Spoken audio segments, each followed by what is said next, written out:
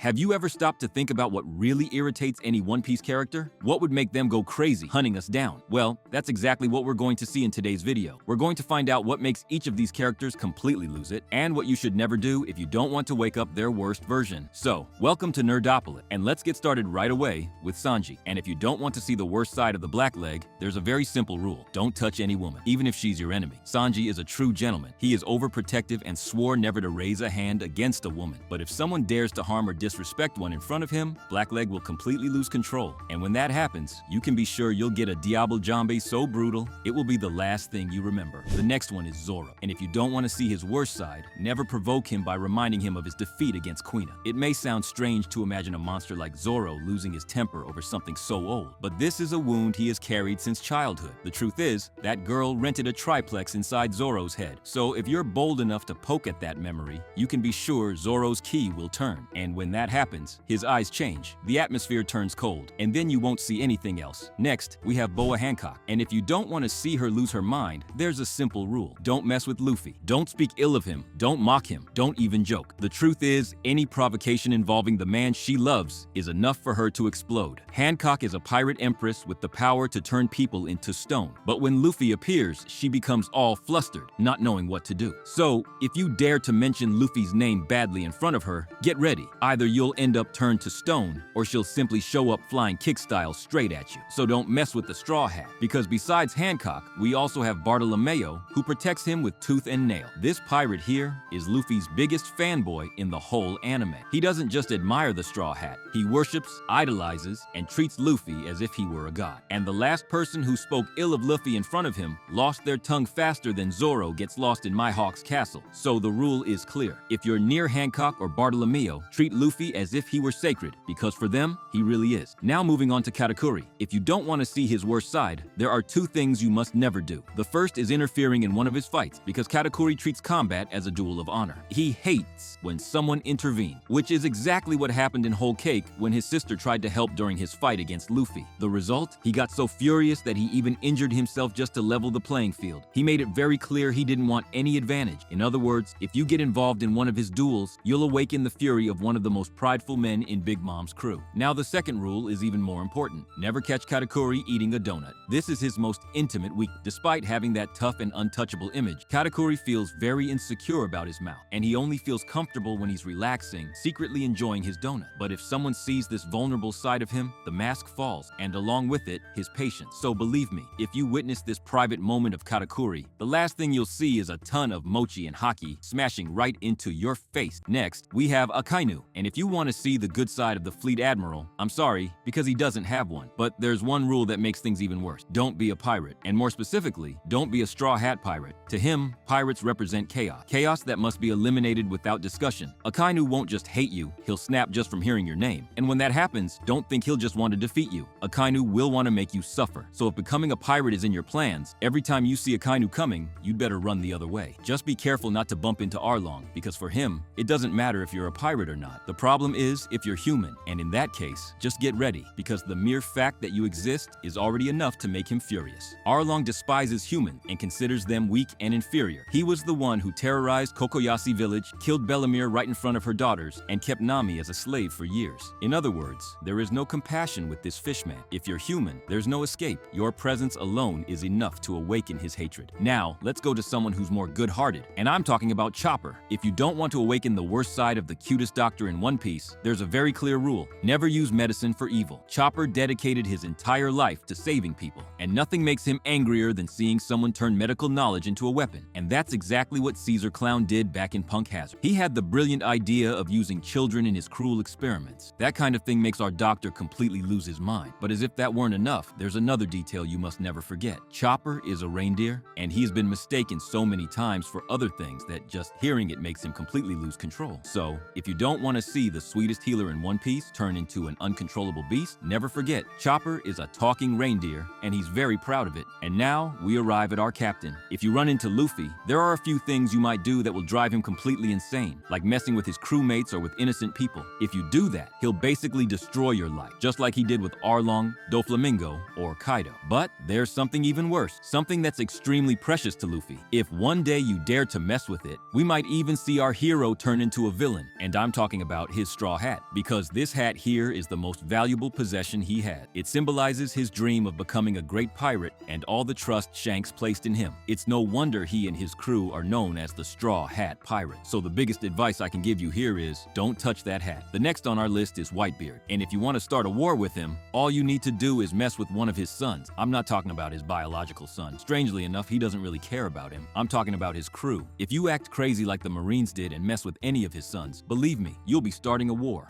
you won't be able to finish. You can even call Whitebeard out for a one-on-one, just like Roger and Odin did. And if you're strong, he'll probably end up respecting you, just like he respected them. But if you mess with his sons, then you're done for, and there's no turning back. And now we arrive at one of the most dangerous characters in the anime. And of course, I'm talking about Nami. If you have the audacity to try and get your hands on her treasure chest, start preparing your funeral, because you'll be turned into barbecue on the spot. This woman loves money more than Luffy loves meat. And trust me, that's an insane level of love. If by some crazy miracle you discover where she hides her gold, you can say goodbye right away, because lightning will rain down on your head. And the worst part is, Zeus will be the least of your problem. The true terror will be called Nami. So make sure you stay far away from the treasure of our navigator. The next one is the Navy's hero. And with Grandpa Garp, if you even lay a finger on his grandchildren, you might as well order your coffin and choose the candle color. The old man doesn't play around. Even retired, he's still insanely overpowered. He threw a galaxy impact that nearly destroyed all of Hachinosu. And if Sengoku hadn't held him back at Marineford, Akainu would have gone down for good. In other words, don't mess with Grandpa Garp's grandkids. And the next one is Shinobu. If you're brave enough to call Shinobu ugly, you better start writing your will, because your soul will go straight to the afterlife. She wasn't always this washed-up lady with expired yakisoba looks. Back in the day, she was known as the man killer, and even Sanji would have freaked out if he ran into her. But time passed, her figure faded away, and nowadays people don't even recognize this legend anymore. And she hates being called ugly. If she hears that, she'll hit you with her infamous ball squeezer, a lethal strike so strong it could make even Kaido sing in falsetto. So respect Shinobu, my friend. Because if you think calling a woman ugly in this anime won't cost you anything, that's because you haven't yet run into Alvida. With her, things get even worse. Before she became a human bar of soap thanks to the Suba Suba no Mi, she already thought she was the most beautiful woman on the seas. After eating the fruit, she did get prettier. Guys started drooling over her, but inside, she's still hideous. So, calling her ugly is basically signing your death sentence. The next on the list is Pika, and you'd better stop laughing, because with him, even a little giggle means you should apologize to your soul. It's about to leave your body instantly. The guy looks like a tank with muscles even on his eyebrow. He wears golden armor that looks like a Saint Seiya cosplay, but when he opens his mouth, it's worse than Anderson Silva. His voice is so high-pitched, it sounds like he swallowed a squirrel. But don't laugh. He's so sensitive about it that even his allies have turned into enemies just for chuckling. The guy's like a beefed-up locker with a glass heart, so you already know. If you laugh, your decoration on Dressrosa's walls is guaranteed. And continuing with Doflamingo's crew, let's talk about Sugar, because making her lose her cool is way too easy. Yai Kaboysabuezas, you don't even have to touch her, just give her a little scare. This little girl, who looks like she sells lemonade on the corner, has one of the most broken powers in the anime, and can make everyone forget someone even existed, but her Achilles heel is psychological terror. If she gets scared, everything falls apart like undercooked noodle. In Dressrosa, all it took was Usopp showing that wrinkled pillow face of his, and she had a nervous breakdown right there. So if you want to throw Sugar off, forget punching. Just sneak up with a scary face, a scream, or even a toy spider. Mission accomplished. Next, we have Buggy. And if you want to see this clown really lose it, just say Shank's name. This is his emotional trigger. The red-haired is everything Buggy never managed to be. He's confident, powerful, and extremely respected. Every time Buggy remembers this, you can see his soul breaking inside. And that's where Luffy comes in, the true master of effortless provocation. Because Straw Hat's way of being is just like Shank. And every time Buggy looks at him, he sees the shadow of his ex-crewmate who became a legend, while Buggy became a meme. So, if you want to drive Buggy insane, just remind him of that. Say Shank's name, the trigger gets pulled, and the meltdown is guaranteed. Now with Brook, you can joke all you want. You can call him an old skeleton, an ironing board with a wig. He'll take it all in stride. But if you dare to insult Laboon, then it's over. The skeleton will slice you up before you even notice. Laboon isn't just a whale, he's Brook's best friend, the only one he swore to reunite with even after becoming bone. So if you value your physical safety, only mention Laboon if it's to praise him. Now listen, if you literally want to go swimming with the fishes, just speak badly of Fisher Tiger in front of Jinbei. My friend, that's a death certificate signed with Jellyfish Ink. For Jinbei, Tiger was the symbol of everything he believed in. And if you mess with the memory of that captain, Jinbei goes full fishman karate mode. And look, he's usually calm, but disrespect Tiger and your good mood will leave right along with your teeth. So write this down on your One Piece survival list. Under no circumstances should you ever underestimate Fisher Tiger in front of the Knight of the Sea. With Big Mom, family, there are two things you can never do if you want to keep your bones in place. The first is messing with her food. And most importantly, never touch Mother Carmel's portrait. The woman is already a ticking time bomb filled with whipped cream. If you mess with her sweets, she explodes. That's what happened in Whole Cake when Luffy and company ruined the wedding cake. That alone was enough to start the end of the world. But the real chaos came with the sacred picture of Mother Carmel. As soon as that portrait broke, Big Mom lost it so badly she went into a trance, lost all reason, and turned into an uncontrollable monster. So take note, if you steal her dessert, you'll die. But if you touch Mother Carmel's picture, you'll be starring in a horror story. Now let's move on to someone even more powerful and dangerous than Big Mom. And of course, I'm talking about Usopp. If you want to see him throw fear aside, just talk badly about the Going Merry. At that point, you've dug your own grave with a slingshot. The ship wasn't just a boat, it was the crew's first home and saved them during tough times. Not to mention, it had one of the most emotional farewells ever. So, if you dare to mock or disrespect Merry as if it were just an ordinary ship, Usopp forgets he's a coward and turns into a warrior of Elbaf, capable of standing up even to Luffy if needed. So never disrespect the Going Merry in front of Usopp. Next up is Robin, and the biggest mistake you can make is mentioning Ohara, talking about her mother, or bringing up the giant Saw. If you do any of these, congratulations, you've just activated trauma mode, because Robin carries on her back the pain of watching her homeland get obliterated by the Buster Call. She lost everything as a child and spent her life hunted down like a living weapon. This is a scar that never closed, and probably never will. So if you poke her with that, the atmosphere will change instantly. That calm and friendly Robin will vanish, and in her place will emerge a cold assassin, looking like a devil incarnate, ready to twist your body without hesitation. And now, let's move on to Bonnie. If there's one thing you should never do in front of her, it's treat Kuma like he was just a government machine or a marine lapdog. Want to lose your teeth? Just call him a human weapon or PX0. Do it and see what happens. For Bonnie, Kuma is not an experiment, not a robot, not a villain. He's her father, the only one she truly loved. And every time someone refers to him as a soulless robot, it erases the good man Kuma was and his entire history. So if there's one thing Bonnie will always protect, it's her father's legacy. And now we've reached a really dangerous point, because with the Gorosei, just existing is already enough to make those old men furious. But if there's something that really makes these suited geezers lose it, it's when someone mentions certain forbidden words like Joy Boy, Nika, and especially anything about liberation. If you dare to say any of those words in front of the Gorosei, get ready, because you'll see their bald heads shine with rage. They'll move the Marine, the CP0, and even a Buster Call just to make sure you never speak such things again. Finally, we arrive at Imu, and here we've got the greatest taboo of all. You must never, under any circumstances, mention the Void Sentry. Not even indirect, not by accident, not even whispering. Because when Imu steps onto the scene, the fun ends and the horror begins. This shadowy figure rules the world from the shadow, and what irritates this entity the most is precisely what they want to erase. And of course, we're talking about the truth. If you mention the Void Century, you're done. And if, on top of that, you dare to say the name of Nefertari Lily, the first queen of Alabasta, you might as well book a spot in the obituary. Just by bringing up those two things, you'll become the #1 target of the most obscure force in the world government, the kind of force that erases islands from the map with a blink of an eye. So don't even think about seeking the truth, or you'll find out that Imu's greatest power isn't ruling the world, it's silencing anyone who tries to set it free. So if you don't want to get on the nerves of One Piece characters, you'd better avoid everything you just saw. I hope you enjoyed this video, and make sure to watch the next one.